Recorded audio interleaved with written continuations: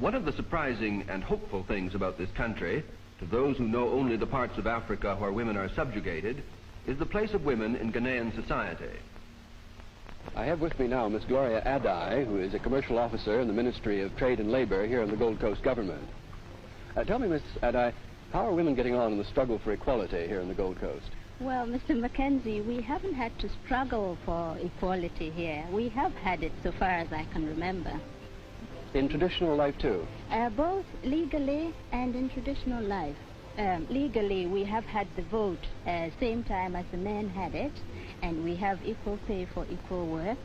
In traditional life, too, women are not entirely subservient to men.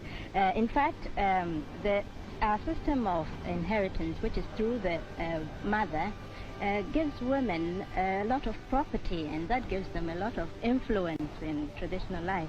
Well, now, what part do women play in the contemporary community here in the Gold Coast, in business, for example? Well, in business, we have a group of remarkable illiterate women whom we call the market women. They deal in retail trade, and it's estimated that they handle about 2/3 of the retail trade here. As much as that? Yes, the remarkable thing is that they keep no-cost accounts, but they handle huge turnovers, and it's very difficult to swindle them.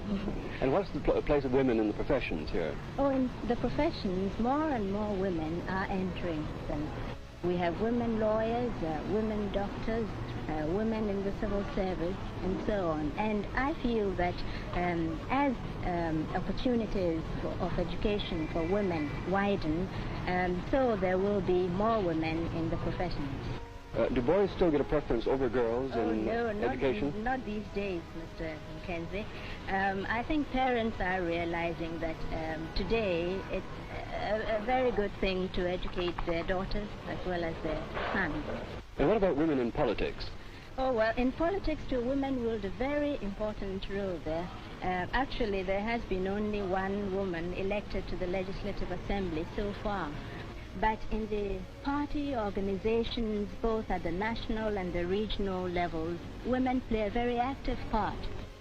And I'd like to add, too, that women are becoming increasingly aware of the power they wield simply because of the mass support they can give to any party here.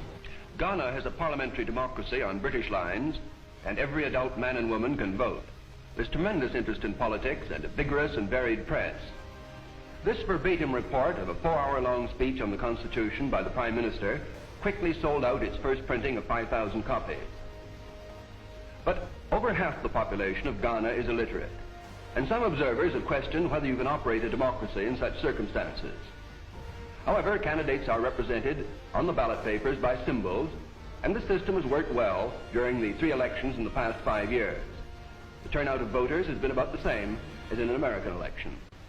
But for the future, the problem of illiteracy has been tackled on a vast and inspiring scale. To begin with, every child in the Gold Coast is now assured of primary education at least. For adults, too, there is opportunity to learn, and their enthusiasm for learning is boundless. The program ranges beyond reading and writing to hygiene, nutrition, child care, and citizenship.